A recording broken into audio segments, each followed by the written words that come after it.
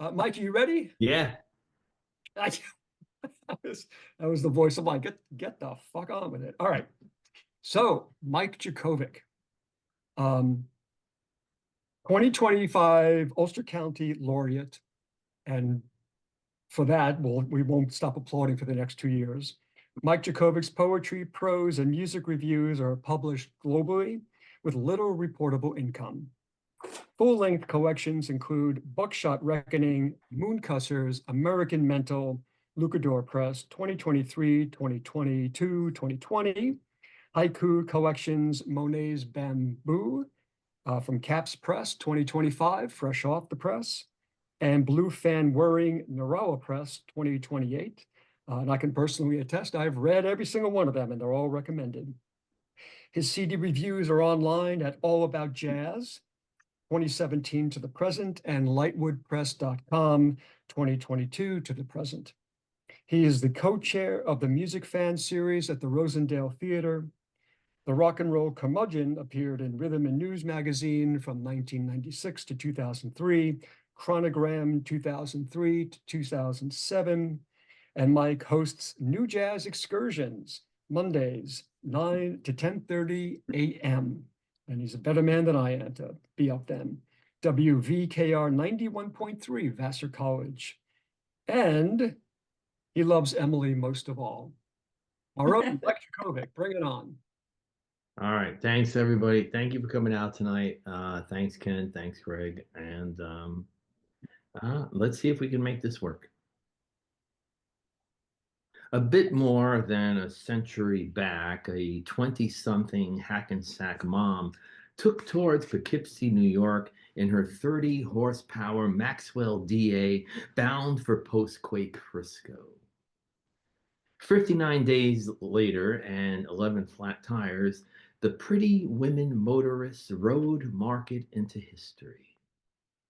Via Albany, Herkimer, Utica, at a light, at a yellow house painted green in Ashtabula, Alice, her niece, and her tight-ass girl-in-laws showed no signs of endangered feminine psyche that the men of medicine swore en masse happened to women past 20 miles per hour.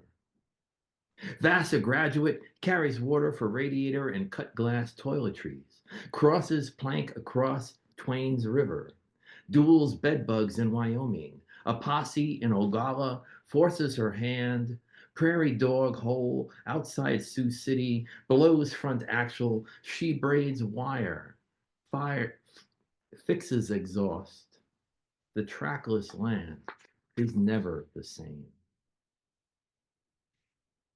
Streets like women I have known, through a small city I do roam. Emily Place, Sharon Drive, not a big city but a hell of a ride. Diane Walk, Rebecca Square, Heather Road goes nowhere near. Henry Judy Circle, Wendy Way, Alice Alley, dark and gray. Freeway, throughway, Broadway, Main. Getting lost is such a pain. Maybe I should take a train.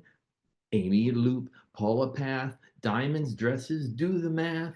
Linda Parkway, Candace Lane, such a roadmap in my brain. Rosalind Station, Beverly Heights, Tracy Street, get you wrong at night. Lana Turnpike, Courtney Court, taxi drivers are all good sports. Route Christine, the Door Highway, be always on your guard, or else they'll steal your heart away.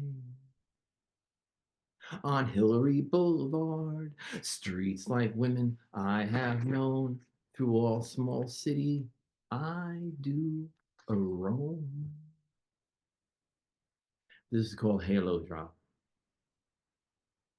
The slow gin sun lingers on the parlance of isolation. A bastard tribe of toxic salesmen take office. Internment begins. The crude king burns ballots. Invention and wonder no longer mark time. The Eden experiment goes cold. The young enlist, never to return.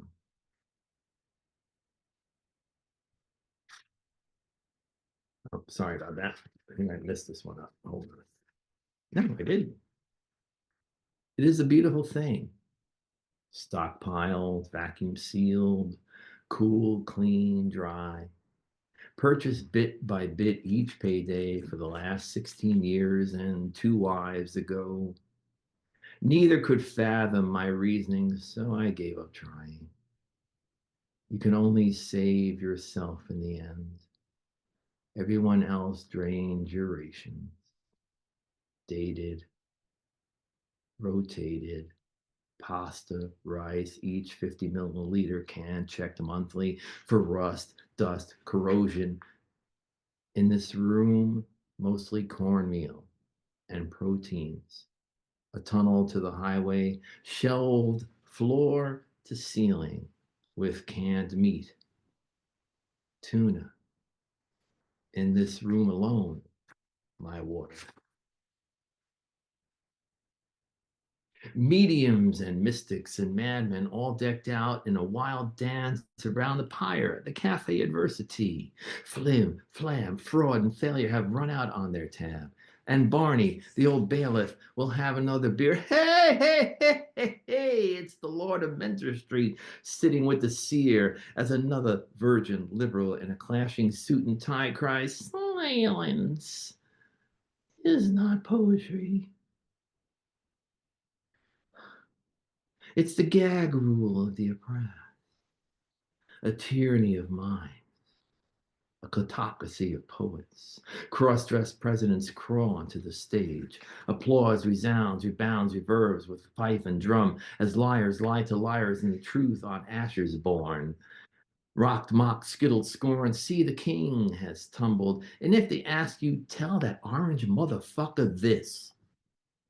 It's all a succession of steps and stumbles, mediums, mystics, and madmen know the score. Don't give the parson half a chance when he's idling out the door.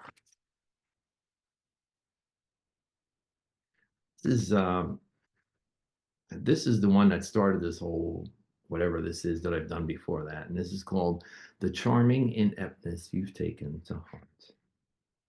Dates back to the autumn of 1882, when, in the crimson goodness of the Trinity Church, the first of my forebears panned for poetry and gold amid the gilded squatter. Tipsheet Jones moved about the lower borough like the crackling new current that lit up Pearl like vandal stars fallen from God's busy hands. Through the roil and rumble of a city divining, he ran his book and wrote his verse neath the hanging tree where the warm and waning afternoon light was the golden cast of God's smile. In his bowler and shabby frock, he took his poems to the hometown papers, rashly establishing a down the decades pattern of editorial rejection. Down to me, yours truly, who as we speak is pitching this one to the trade. When pennies proved few from Waverly readings, Tip took whatever poor boy gigs he could gather. Grave digger, sewer rat, muck diver, and wooed almond-eyed Angelina Francesco into marriage. 3 kids and a lot of talk about better days. About workers not living, loving, loitering like thieves. About children without that factory fever. Without streets with blood, and grieving about a day when the sun would shine on everyone and the city would know its honor. This next poem is a poem I was fortunate enough to write with Will Nixon. We did a whole bunch of collaborations about 5 or 6 years ago, and it gets to a point where you don't even know who wrote what line. And this is called Two Doors Down. There is no corner home for your latest desire, but there is a cozy duplex just off Main behind the shoe repair and waterworks. 2 doors down, there is a cute artisanal bakery where cupcakes become dreams and a toothless man rails for mints. The Dutch apple chocolate is sometimes dry. Other than that, it's a quiet little town, sunny and white, where AR-15s are all the rage and lotto governs the poor. The ringleader lights his flaming hoops as lost girls play hopscotch with religion in their earbuds. The way is clear for the prophet, the riser erected, the carpet tacked down. The faithful stampede bring their kids to the pyre. Tomorrow could be the be all and end all, but it is still just a staircase, a footnote, a cheap sleight of hand the king sometimes uses, then overdone strings or guitars or drums. Then on Wednesday, the town board votes, and on Thursday, another mass shooting. Other men's engines. It's a long story, but isn't that what we pay doctors for? When we find ourselves against the darkness and thus emerges the hard account of a stoker of other men's engines, bearing the brunt of a woman's disdain, scraping the streets for his place in the plan. But clouds hang low in New York City, and there's those who have and them who don't, and no fire hot enough to ever fuse the two. This was recently published in Chronogram, and this is called Switchback Memory Town Historian. There's a changing fold, a lost migration, and a deli on Dyer to die for. Charlie, who came from a good home but veered left at the ley lines. Carla on Kenneth and the ruckus she caused.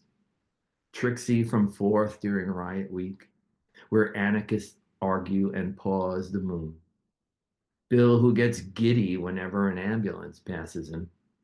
Annie with one blue eye.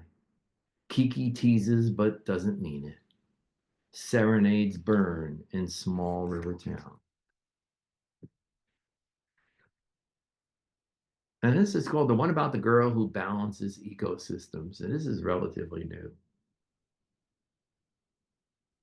An echo through Denmark worms into my ear like that song about something from the 70s. Its groove, its beat, its harmonies, heard as God's casino welcomes the herd. It is the theme to that show about the girl who balances ecosystems. It prowls like revolution, evolution in the back of your ear. It plays in your head. It plays in your head. It plays in your head. It plays at festivals that sell pretty weapons. An echo through Denmark sure gets around. My love don't dream she vignettes of three cats in a universe of mad deco design, where chimps repose in rose boxes and people from the past parlay with punks like me in priestly attire. Town crier! Town crier with mambo stick unlocks the clock that blocks all whim, setting free upon a sea of no truer than true absurdity of candy cane and ravage. Take that, you savage swivel eye. My love don't dream, she vignettes. I guess you can say this is a ekphrastic type of thing. It's based on Hopper's pensive usherette, and thus it is called pensive usherette. Much like myself, when I am candid but not clever, Hopper saw despair outlast probability. MacDougall, Bleecker, Jane, the passive usherette amid the raw disorder. I'm going to confess to the fact that this poem is about, I don't know, 30 years old, and I think I might have finally got it right. And it opens up with a quote from Napoleon, and it's called Bleed Out. What is history if not a fable agreed upon? If I should get caught in the crossfire before finishing this poem, will you dovetail our voices together? If I should bleed out before topping off, please keep the truth we carried into the war that threatens to silence the words we use to shorten the distance between us. This is a new one that I'm not sure if it's right, but I'm going to try it anyway. Maybe if I hear it, I'll figure it out. And it's called Lamp Black. I invented smoke. So what's your line, your composition? Carbon, tar, combustion, unreacted air? My papal smoke rising to heaven to mask, obscure, stifle, whatever karma, unburnt iron, copper, zinc, never ample oxygen to torch my parched defenses. First hand, second hand, third hand smoke, soot, grit, ashes. I invented smoke. Hi, I'm the next guy, the one who counts the fraction, the one who wipes the toilet seat, cause, well, that's the next guy's job. Sure, it keeps me busy, but I'd like an hour off, you see. There are other things to do besides maintaining your extravagance, and I'd like to get started. I'd also like shore leave and overtime, back pay and a dental plan. Hell, who do you think tended garden after Adam was evicted? Who cleaned Noah's menagerie? Who do you think rowed the Titanic down? It's always me, the next guy, ain't it? Me who feeds the hungry and sits in the soda, sticky seats in the cinema. Me who claims the litter along Route 32 and volunteers for school board. Don't worry, leave it to the next guy to report the broken stairs as I limp to the finish line of your goddamn condescension, your acute indifference to the subtitles. Go on. Go ahead. I got it covered. Don't look back. I've got your back because I'm the next guy. See? The Rufa red knots, North America's most common subspecies, flies the equivalent of the moon and back in its lifetime. Now it faces extinction as we overharvest horseshoe crabs for the terminally corpulent. Tell me again how we are not to blame for everything dying on this planet. Please tell me again.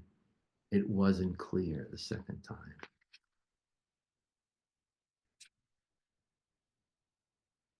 Wounded Cassandra was a fictive kid who never escaped her absolutes.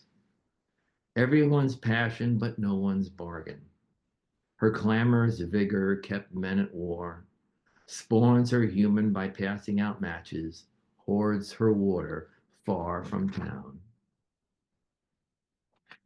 I just got a few more. 1906, on Telegraph Hill, where we lifted the sheets to ID our kin. The sky was hot with fire, sick with smoke, thick and dusty. The hotel from Valencia Street rested on its side. And Market Street, where Mary and I first tasted cotton candy, was gone. Twisted brick and family equal in the room. Play ye wild angels, play ye wild angels like lightning across the sky. Couple more. This is called Menu. And thank you, everybody. I'm not looking at the chat, but thank you, everyone. She is Mistress Cute, but wearing a wire, and I am just one of a dozen or so ballroom monkeys circling her whereabouts, enticed by her potential, her demure profit and loss. Ordering what I could read from the menu, the calamari arrives. So rubbery, like a Super Ball bouncing beyond the sky. But she takes to my table with a cool that disables most, but not me. So I submit to her Spinoza's lost letter, which reads, fully I understand what will outlast the apocalypse, and nothing I do will. I was building a skyscraper when I ran out of sky and cozied up to the whereabouts of heaven. Above all our false hosannas, way up in the clouds where no one speaks but everyone sings beautifully, above the movement of money, gunfights and late-stage cancer, grade school body counts and shots per round. Up there in the blue, beyond wonder, where tomorrow threatens no one, where angels woo the glade. And I'm going to close with Dad's Old Cudgel. I want to thank everyone for coming out tonight. Thank you, everybody. And this is called Dad's Old Cudgel. As a metaphor for the human criteria suspected since childhood to come crawling from a cave, rice defies gravity. It just does. Whether cooked at home, jasmine, bamba, or ordered it in, pork fried, forbidden, it makes no difference. It makes no matter. Put a spoon, a fork, a ladle into grandma's moonstone bowl, and a handful of wild grain is going to scatter to the counter. The floor, your negligee, Dad's old cudgel, arboreal, sticky, parboiled, sweet, on the wall, stuck to the spoon, the sponge, of course. You clean up, but there's more. Glutinous, short grain, over by the teapot, 6 feet away. Rice on cat, splashback wall, Buffy's teacup, basmati baby, all over the goddamn place. Thank you, everybody. Yay! Hey, Rice. Mike, um, much like Trump trying to illegally extend his presidency, well, I've still got the official MC hat on. Do you have one more that's handy? Maybe out of bamboo, Monet's bamboo, something? Give us one more. Good idea.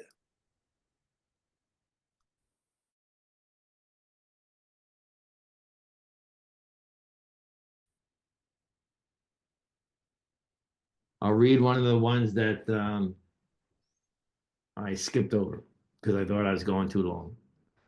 And this is another one written with Will Nixon. And the beautiful thing about writing with Will is that we just sit there and come up with words. And then it's like, okay, you do your thing, I do mine. And I couldn't even tell you who wrote what. And this is called Saltwater Taffy. Roll up your tents, dust off your boots, freaks never scrutinize. Stick out your tongue, extinguish the pool, the sacristy's on fire. Take off your pants, finger your chin, the FBI is looking. She swore she saw Murray the K take off with her boyfriend's wallet. Trim the frost from your beard, the Bronx will always glimmer. Watch Van Gogh in the batter's cage sing Spanish to a squirrel. Thanks, everybody. That's great. Thank you. Yeah. Great, Mike. Yeah, cheers, you earned it.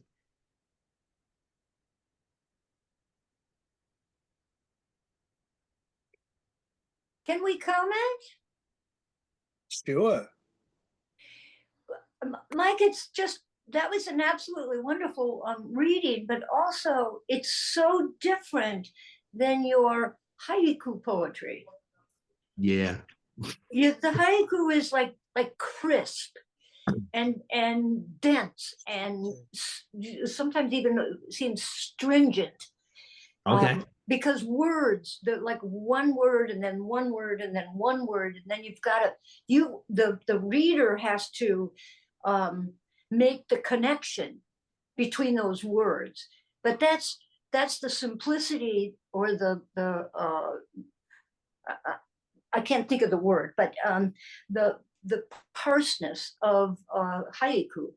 And this reading was so different. It was like melodic and lovely and warm and all sorts of just, it seemed like it was a river, Wow. you know, just flowing with absolutely beautiful images. Thank you, Margie. I'm working on a, for me anyway, I mean, I know it's been done a million times, but for me anyway, it's a new thing. I'm really trying to work without punctuation. So it's more a case of let's just leave spaces between the words as beats in a music. So hopefully I accomplish some of that, and hopefully it works. Yeah, I kept thinking these lyrics, this poetry would go really well with music. It And was trust me on that, I'm working on it. fantastic, fantastic. Thank you, Margie. Ken, you gonna run that open mic too while you can? Um, I wasn't. I can. How you feeling? I'll do it if you want to. It doesn't matter. No, no, you go. You bring the people on. Let's keep your voice on the airwaves here. Okay. I don't know who was first or second or last, but Maggie and Margi were the first two. all right, let's go with Maggie because God knows she's too then good at this. Don.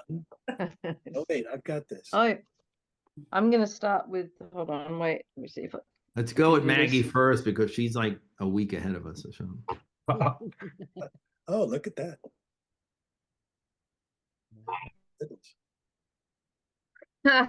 So I just got back on Monday from the second last P&O voyage in Australia.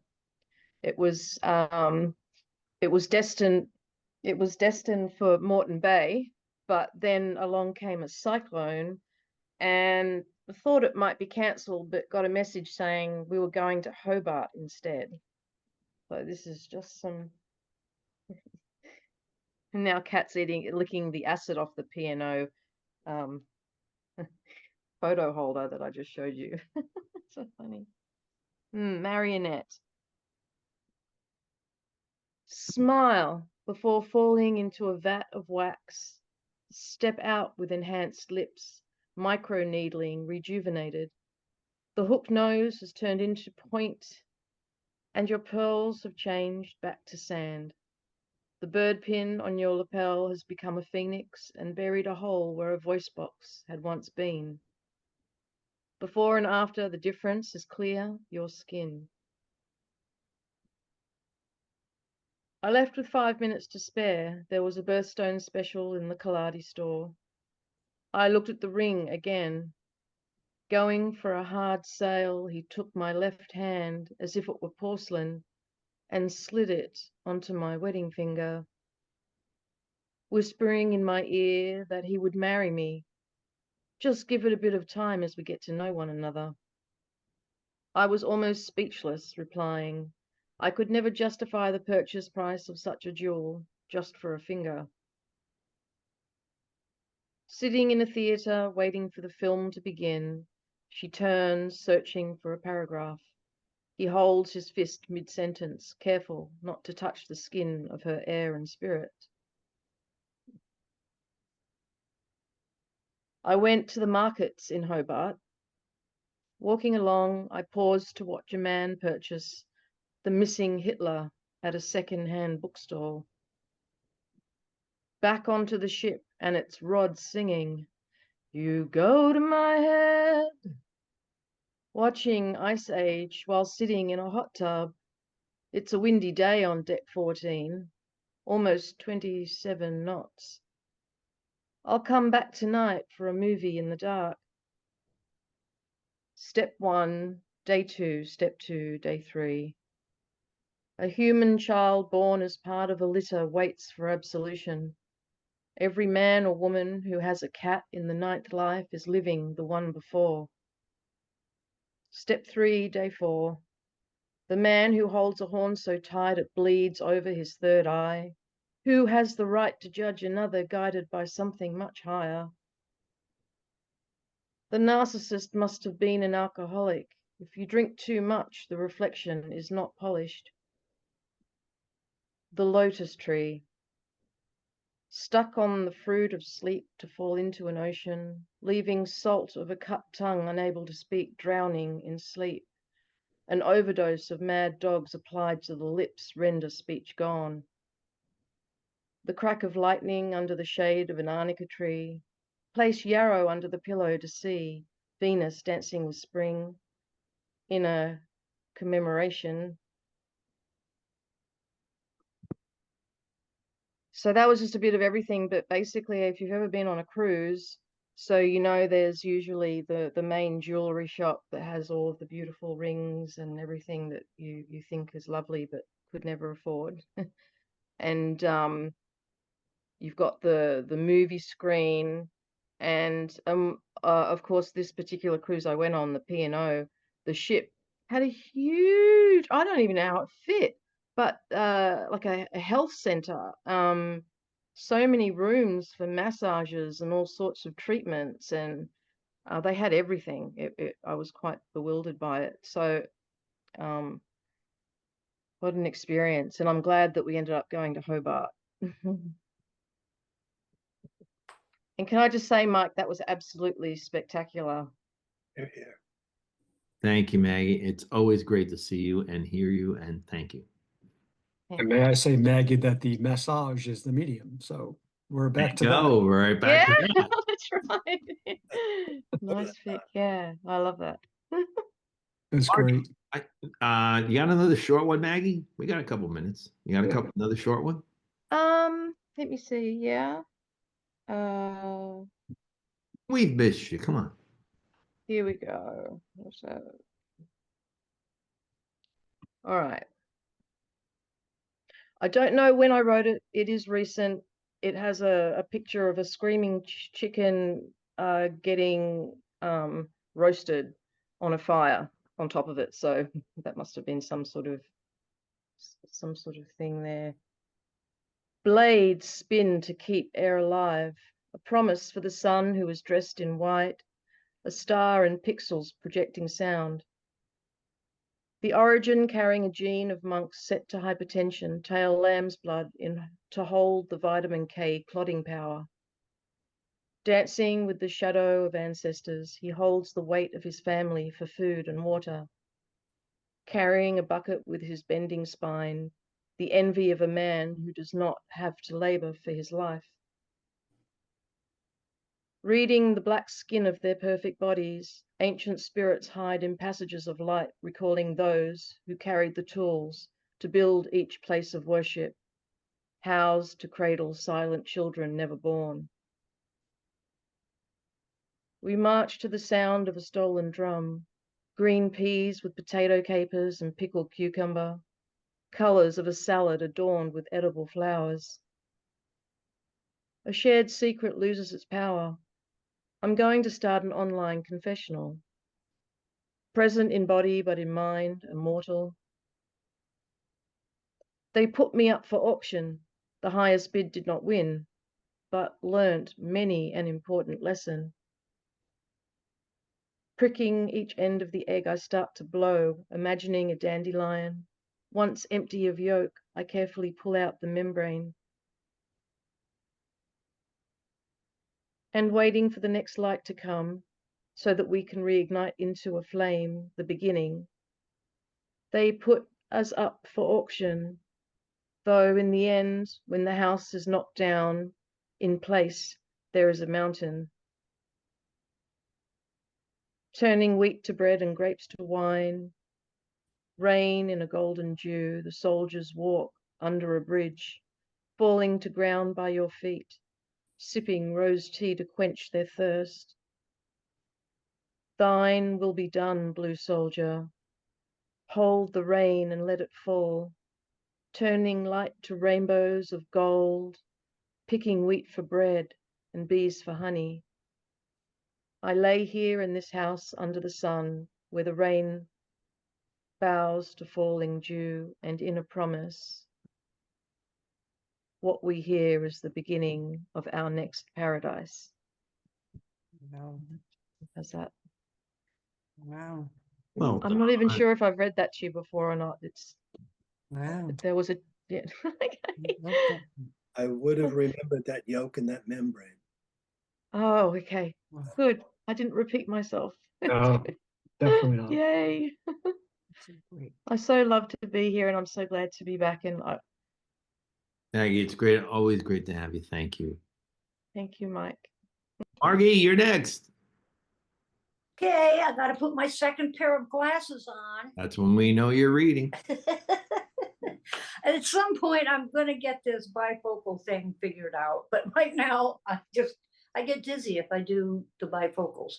Anyway, okay, here's the first one, and I've been doing a lot of writing that is like it takes me 5 or 10 minutes to do it all. And then I set it aside and then I'm trying to figure out what to do with it. And I've discovered that there's like about 2 or 3 different poems that I need to compress and add together. But this is one that I just recently wrote, and I called it The Game. I have skin, I have bones. The bones keep me upright. The skin is a buffer zone between onslaughts, the air, the cold, the heat, the bugginess of mosquitoes, the snakes that wander by, the wind that embraces viruses.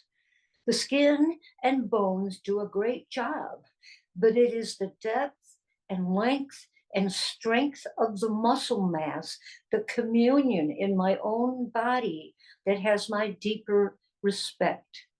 You do the very difficult job of holding it all together.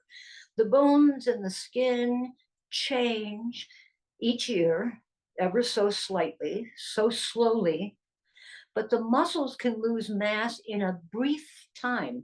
They need constant attention. I've never understood the preoccupation with skin care, nail care, hair care. These outer perimeters of the body are nothing like the muscle rivers pulsing along bone banks, playing the dance game and the atlas game, holding up each individual world as it goes about waving. Hello, hello.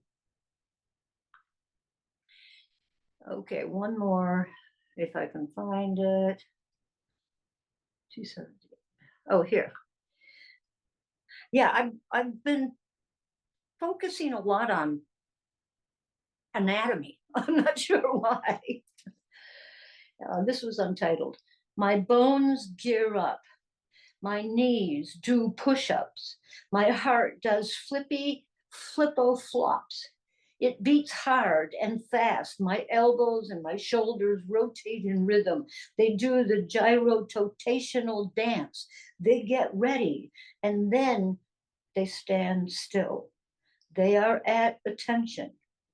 They wait. My bones, my muscles, my brain fibers, my beating drum, they all wait like a swimmer or a runner at the starting gate.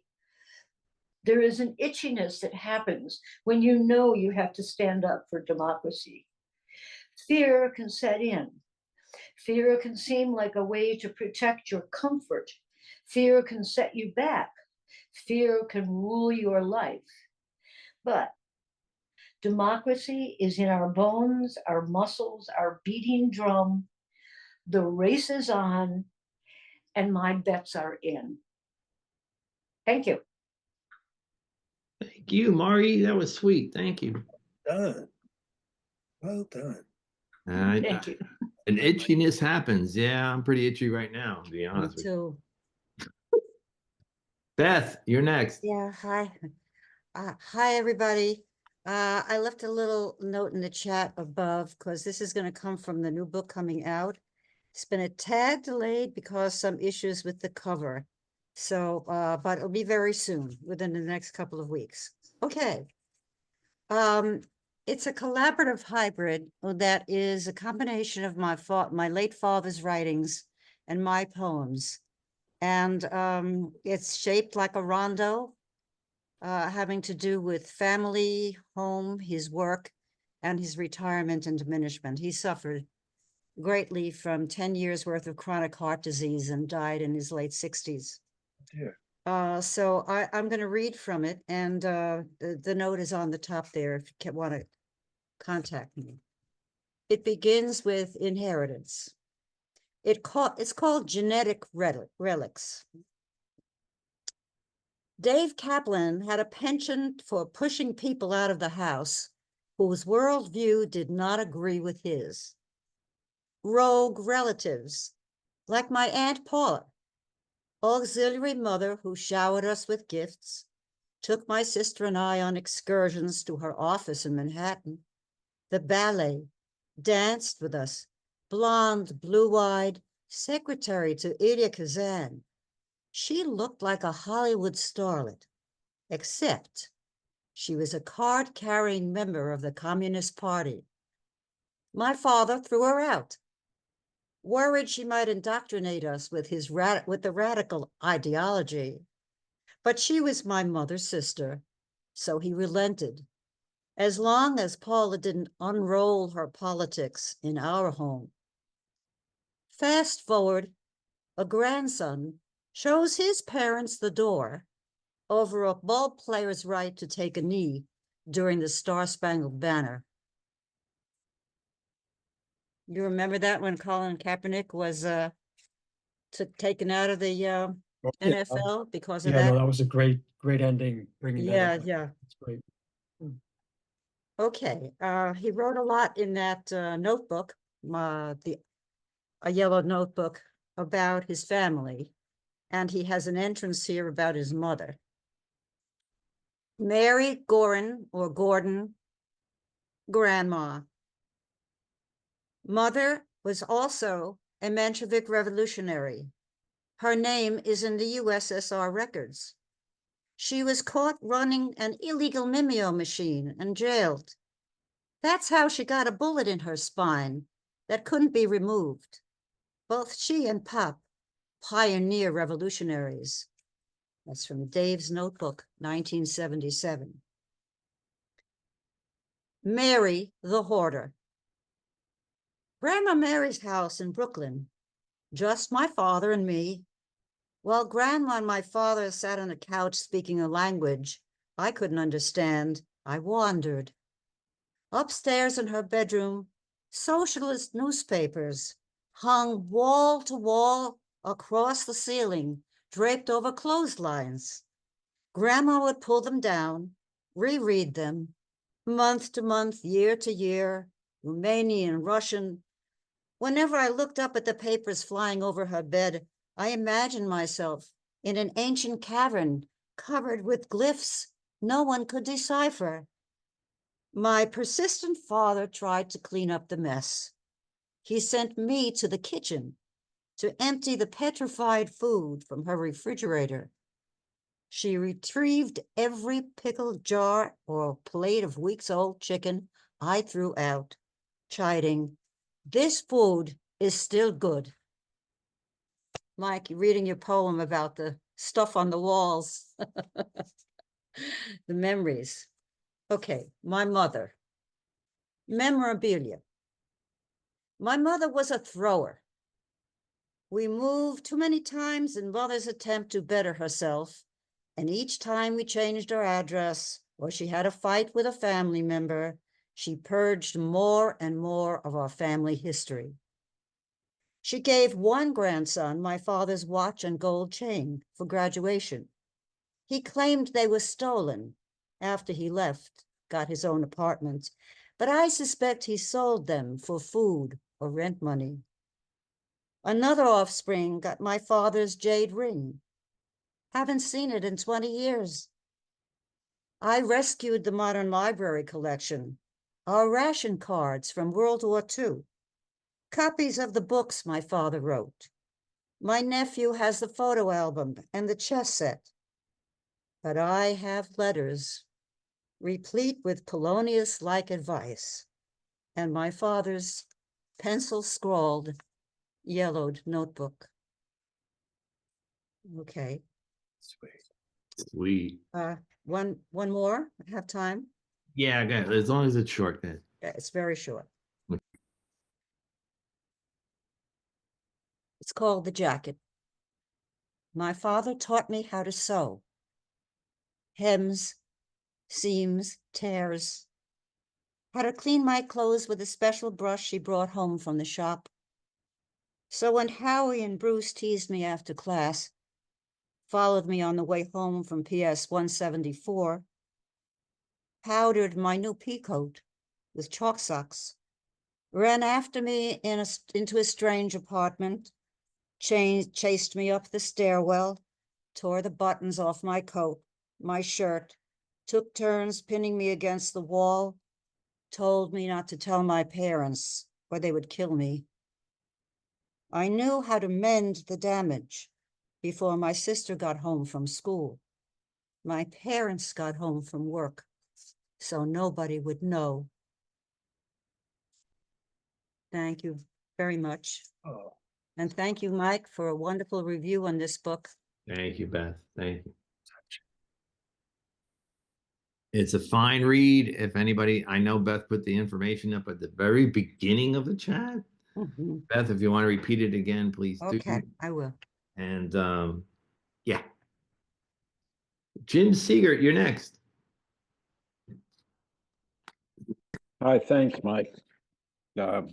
Congratulations on your great new position in Ulster County and for all the great work you've done for CAPS over the years. I've got two short ones, Thank really you. short, believe it or not. I guess my take on what's going on. I've been writing a lot about books, bookstores, libraries. This one's entitled Change. Social Studies 2025. As I enter a bookshop, I always ask, where do the irreverent books reside? Past the poetry, just beyond the sarcasm, deep, deep down the aisle, towards the back, near the children's section, but not in it. Informed that section will be relocated, greatly expanded, soon to be up front with current affairs, political commentary. I thank the bookseller, as is my custom.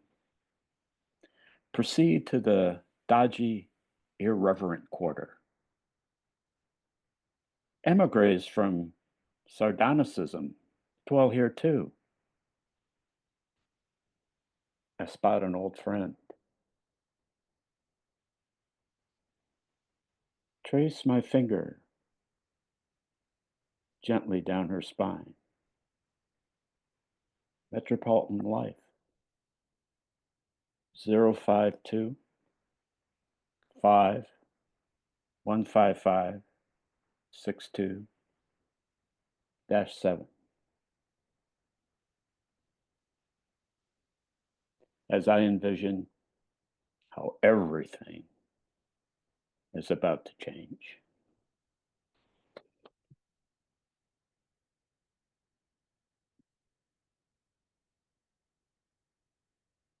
My next one is entitled And I Vote.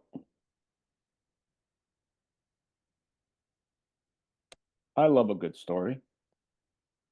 Even better, a lie. I carefully weighed, they're eating the dogs and cats, and cried, versus, we'll give you 20 grand for your first home. So bland and dry. Us nonsense worshippers, we stand proud and firm. Entertainment first, facts make us squirm. Let's bond with our oppressors who preach women and those others are always wastes of our God-given sperm. Thank you. That's it for today. Thanks, Jim. Thank you very much. Dan Badgley, would you like to join us tonight? Sure. Go Did you for it. say, did you say Don Badgley? Yes. Yes, good. Yes, I want to be sure. I'm new to this. Okay, cool. I think Welcome. I attended one in person many years ago. And just have fond memories of it. I've been writing poetry for many years. I rarely share it. I have a small chapbook, came out a few years ago. I write very short poems. And I've been choosing what I might read as I've been listening tonight, which began before the poetry did. Yeah, so When usually Greg said that he is a Gandhian pacifist, and you're looking at a Quaker lifetime pacifist. I live in Gardner, and pretty much everything I write arises in the stillness I seek every day. And out of that stillness, these things arise. I've never written a poem longer than a very few lines. That just seems to be the way I express it. I wanted to start with, because we heard so much earlier from one poet about her parents. And this is something that came to me just a few weeks ago. I think about my father a lot. He was born back in 2009. This is just called My Father's Voice. My father's voice remains an elemental echo in the hollows of my being, just as clearly now as last he spoke, decades past, though still nearby, there, sheltered in my depths, where the eternity he reveals feels warm.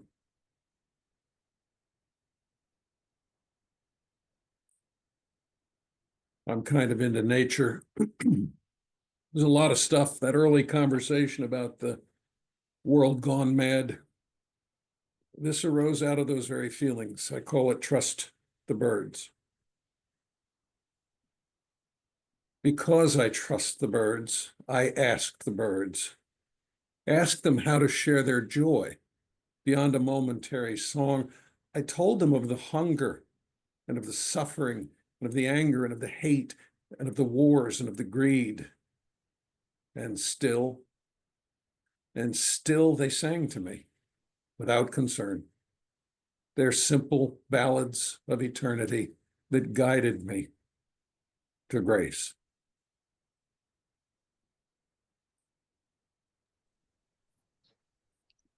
Eternal now. Though I am ever here and ever now, I am also there and also where I was and yet will be. The now of then, the now of when, thus oriented to eternity.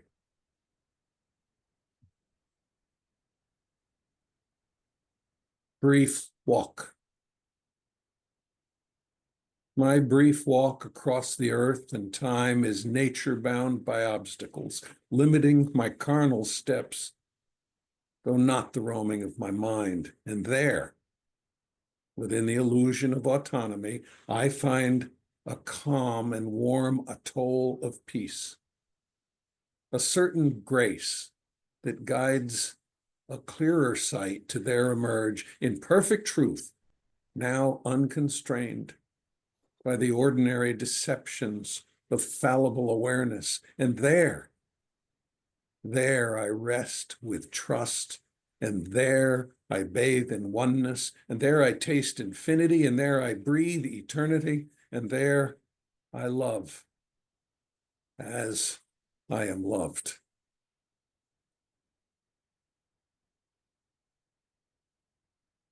Well done, Don. Thank you very much for coming back. Beautiful. Yeah, man. Yours is a voice we need. I want to hear you again. Yeah, it offsets all the other hardcore stuff. That's beautiful. Thank you. Come on back anytime you want. Where are you calling in from, Don? All the way far away in Gardner. Ah, good old. You could throw rocks at each other from where Yeah, yeah.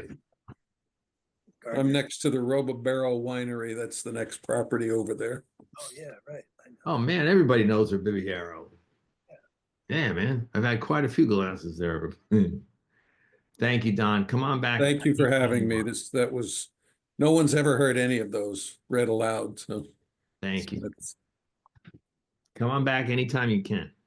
thank you. Before I bring up our next open micer, I just want to remind everybody that we will be back on April 4th for Janet Kaplan, Ethan Sirotko, and Victoria Riedel. That will be first Friday, April 4th, at 7 p.m. And on April 8th, we are going to start a 3 times a year open mic. The next one will be in August after April 8th. April 8th will be just an open mic. Whoever wants to show up, please do. And that's going to be a new thing for us to celebrate CAP's 26 years. So April 8th, register for it. I don't know what we're calling it yet. Nobody knows. Who cares? And we will be here on April 8th.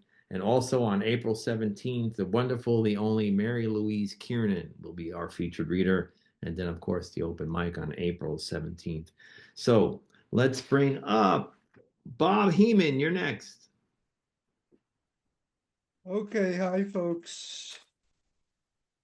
Okay, I'm gonna read 4 very short poems. All pretty recent. Color. Color added to the map, to the sky, to the river, to the woman resting beneath the multicolored trees. Her words with no way to describe what she sees.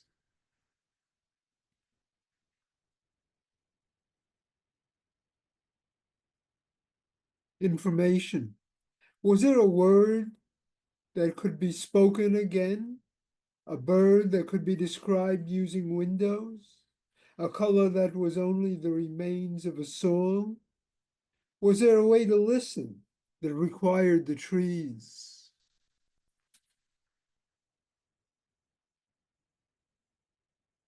Understands.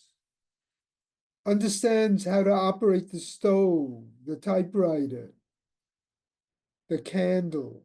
Understands how to speak, but is unable to describe these things.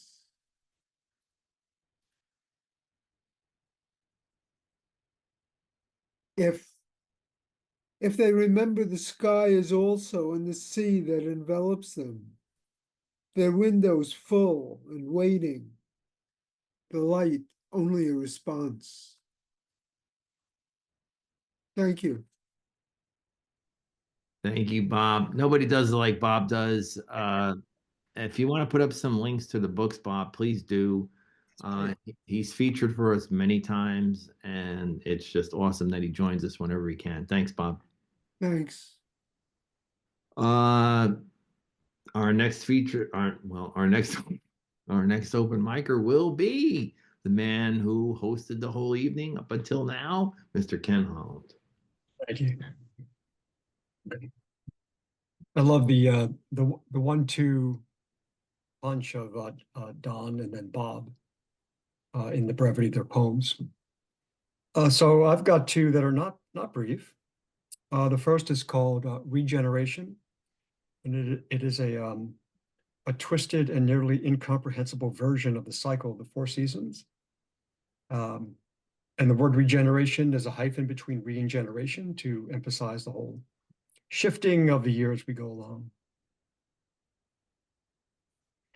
When summer could no longer stand the sight of itself, it stepped onto the shoulder of an ill-lit highway, then onto the road to kiss the grill of an 18-wheeler. Autumn still danced a tarantella or 2, as any child might, who's yet to be told it's been orphaned. Winter arrived to settle the estate, and autumn signed on the line that was a lie wrapped in poverty. Both winter and autumn, unaware of summer's affair, and the child that was born illegitimate. A child who watched autumn succumb to despair, then the last snow to clear the air, before springing forth its claim as the true heir apparent. I read that about 4 more times, it would start to gel. This poem, this is an older poem I've never read. It's about 7 or 8 years old. So it's called A Swirl. A nor'easter had come stumbling in from the Atlantic, like a drunkard spinning on its heels to a roaring tune with a mangled melody.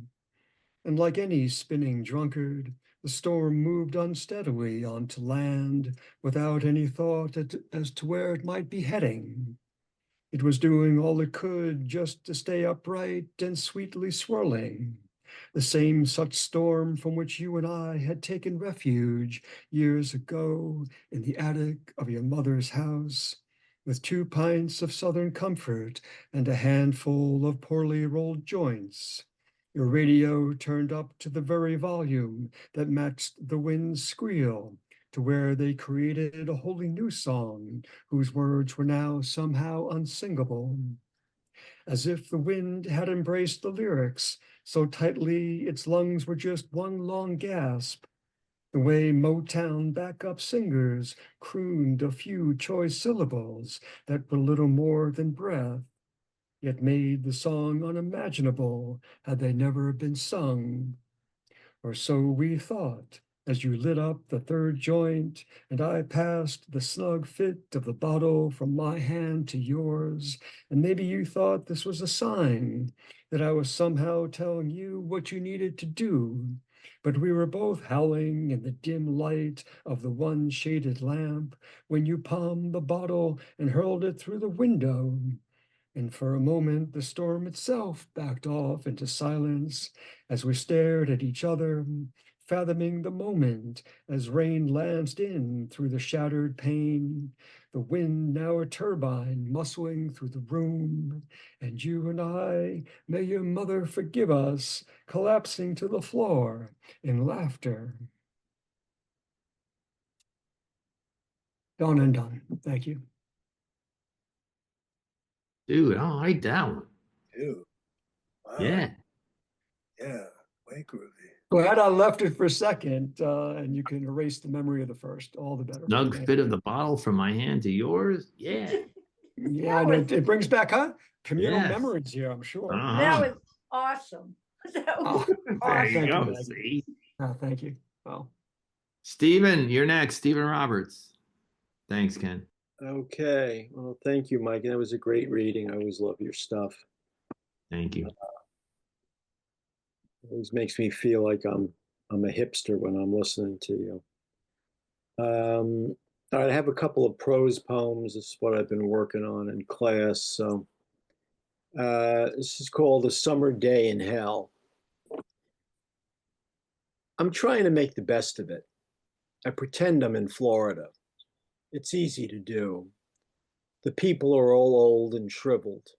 They look like raisins. I like raisins, but my wife wouldn't let me eat them because of their sugar content. They're too sweet. She's a diabetic. She told me I couldn't have raisins because she didn't want me to become a diabetic, but I think the real reason was she didn't want me to enjoy something that she couldn't. When I went to the movies alone, I bought Raisinets and ate them to spite her. They have movies here, and I bought some Raisinets to eat them, but the sand got into everything, and they melted quickly. I wish I had a guayabera instead of this suit. I'm not getting much of a tan. When I tried to dream of my college girlfriend Nancy last night, I wound up here. She hated the beach because sand got in her hoo-ha. They're showing Lawrence of Arabia at the matinee today. I got a snow cone, but it was just sticky water which quickly evaporated. Peter O'Toole's eyes were so blue, like water.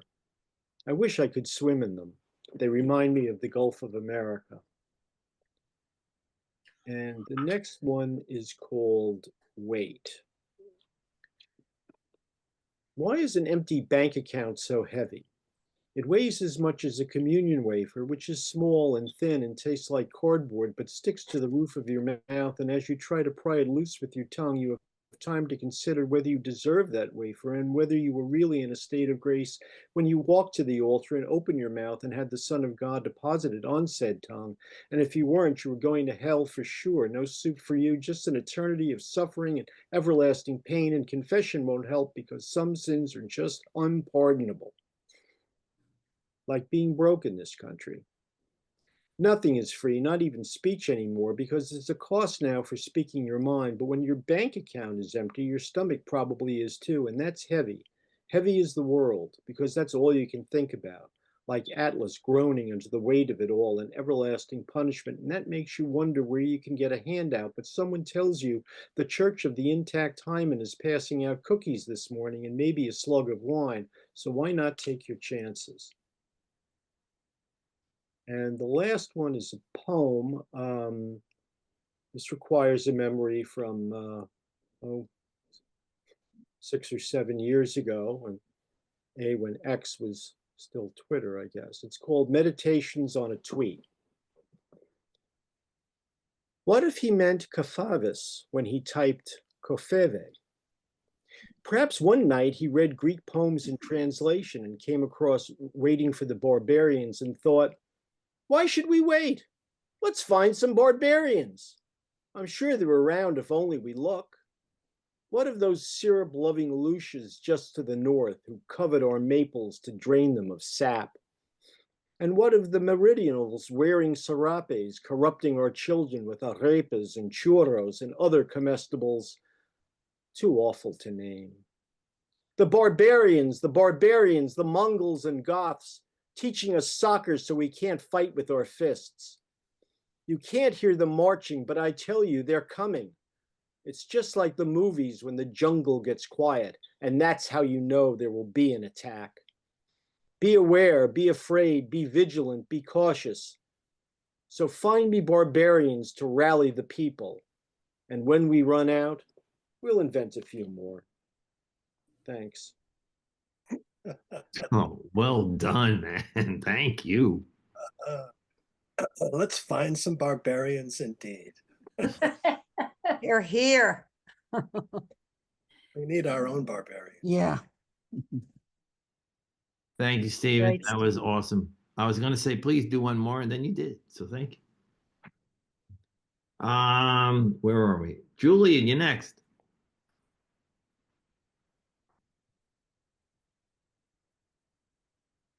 Julian, so Hi. Yeah. Can I share screen, please? Sure, hold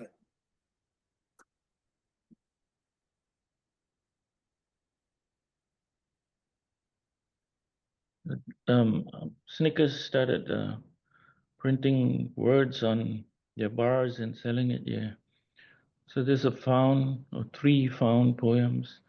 I didn't rearrange the Snickers bars. I just saw them at the end of the supermarket line and took some shots. Save me. Save me. Spring day. Save me. Never mind, I'm fine. I'm fine. Good day. I'm fine. Never mind.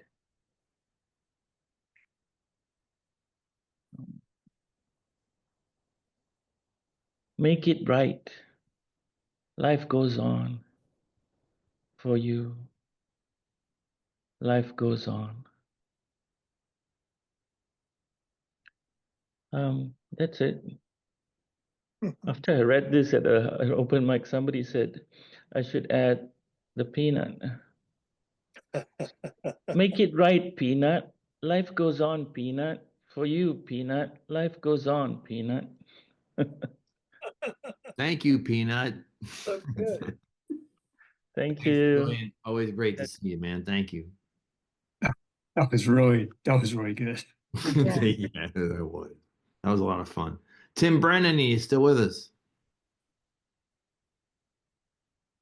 Tim, Linette, you want to go for next?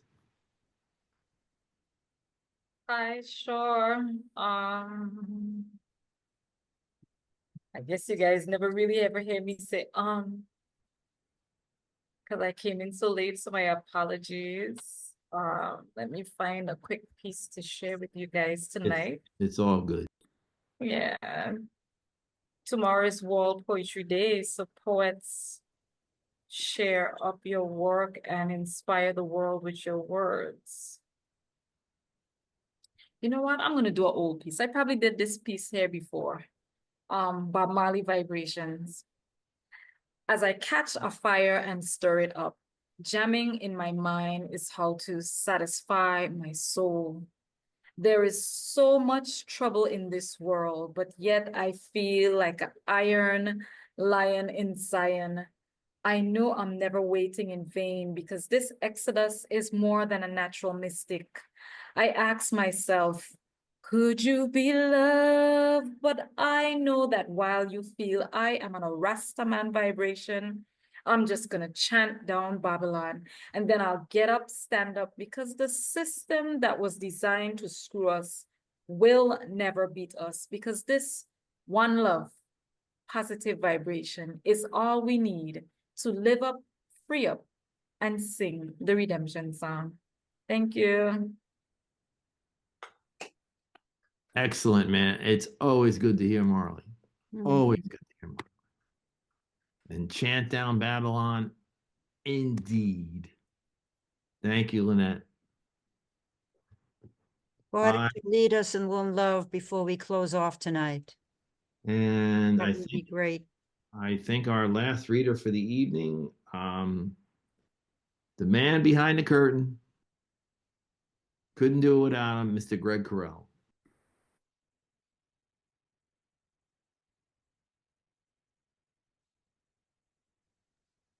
Okay. I have three compact, if not short, poems. The first is called Do Right. I was sleeping mostly, living in a state of terror, in a hot brazier. Stomp goes reality on my liquid form, toxicology notwithstanding. Then I did wrong. Then I woke up, fell asleep, woke up drowsy, stayed awake. Who is in charge of our lives if not us? Who kills our children? Who chooses death? Yes, I intrude. Yes, I implore. Yes, there is sound baffling on all walls. In this dusty, stony life, we inhale coal embers. We bind hemoglobin, leading to, is there a world that is never complicated by death? They die. All troubadours, petty thieves. Life is a drug full of splinters, hot spirals of memory metal. Everything returns to original state, to cold iron. Your books are in your language, mine are in mine. We can't even talk about it.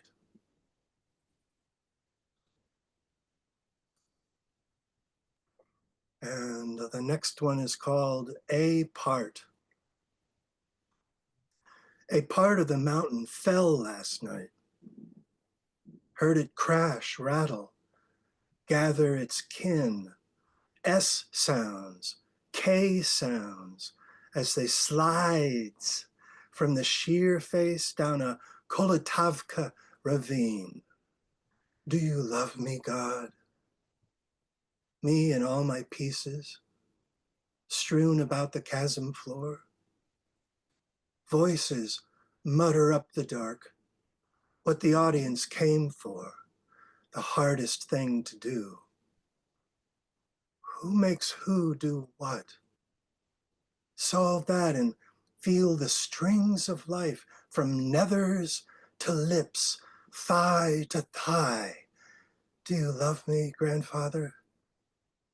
A blue sheen gleams my father's hair, a kind of death ray to me. At his paltry hands, his supple, needful hands, I so wanted to love. The hands of such insult and indignity. Are there quiet frogs in Puerto Rico, smashed by rolling rocks? What transpires is already old news and soon forgotten.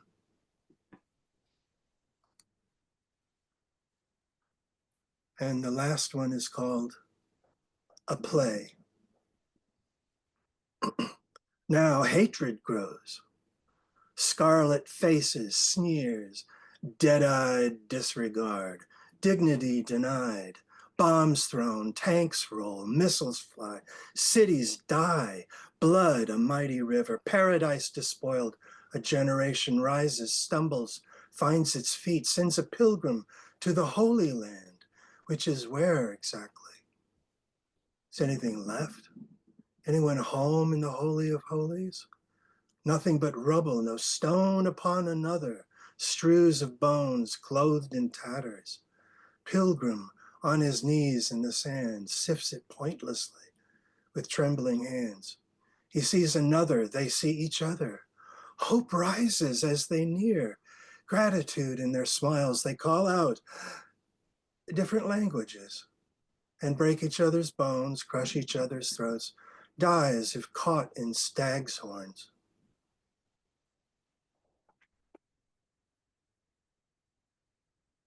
And thank you. That's it. Pretty dark, I guess. Ah, that was excellent, man. Hey, everybody can be dark these days.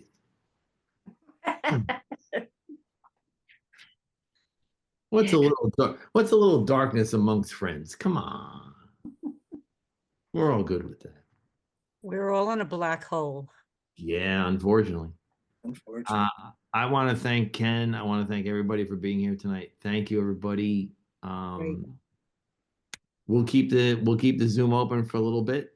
Everybody wants, chat, whatever. I just want to remind everybody that we will be back on April 4th, Friday, April 4th, with Jared Harrell, Nancy. Oh, sorry, I'm reading the wrong thing. Janet Kaplan, Ethan Sirotko, and Victoria Riedel. And then on April 8th, we'll be instituting our very first second Tuesday open mic. And that's all it is. No features, just an open mic. It starts at 8 o'clock, April 8th. And then on April 17th, Mary Louise Kiernan will be our feature just for that third Thursday. Yeah. So please come back whenever you can. And thank you for being here tonight. Thanks, everybody. Yeah, yes. It was a wonderful evening. Yeah, it was. Thanks for coming out, Margie. Yeah, thanks as always, Mike. I just had the other thing going on, and when I caught myself, I was like, oh my God, I need to get to CAPS. So I have to. You're good. You're always good, Linette. Thank you. And You I don't made know it. whether you guys know, but Julian does poetry on Facebook. I've seen some of his poetry on Facebook. It's absolutely incredible. Yeah. I'm following you, Julian. I think I'm following him too. He's really awesome, very creative. I mean, the room is full of beautiful, wonderful people. You guys just inspire me to push my pen a bit more. And I can't say thank you enough for the encouragement, the support, and the type of inspiration that you share, the ranges in your work, your voices, the way you perform. I feel blessed being in the virtual space. Maybe one day we could all hang out on one of the islands or something. I don't know. That would be cool. Oh, yeah. Caps Island. Let's go. Let nobody leave the meeting right now. Let's get some details down. Caps We Island. would What still a in this beautiful meeting being thing. invited by Linette. Antigua. Ah, And Stephen came all dressed tonight too. Mhm. Hey, that's so nice. You gotta admit that. He's all I dressed. wore clothes too, you know. I mean, come on, Yeah, but a little cred here would be nice. he's got a tie on. Yeah, Stephen got a that's tie on. good. No pressure. Oh, I was Well, going I'm to suggest tying one maybe on, for so an again, island I we say to we you- could go to Tasmania. Yay! far. I like that. Tasmania is incredible. You can rent a car and drive around the whole island in a Yes, you day if can. you wanted to. How about New Zealand with their Pinot Noirs and their Sauvignon Blancs? I mean, Oh, yes. you know, Maggie, we're coming. Yeah, just Right eye out now, the window. right now, I'd settle for Canadian citizenship. yeah. Anybody a Canadian citizen want to adopt me? And before we take the country over or after? I mean, all right. Right, no. I am out of here. It's all Yeah. good. We're gonna leave on the high note. That's not going to happen, Ken. Canada's going to No, occupy the I United can't States. see that Woohoo! happening. Finally, health insurance. Right. Excellent. Love you all so much. And And lots of All right. beer. Thank Have a you. good man. night. See you Thank soon. everybody. Everybody. Take Okay. care. Good Take night. Take Remember care. to yourself. Tasmania.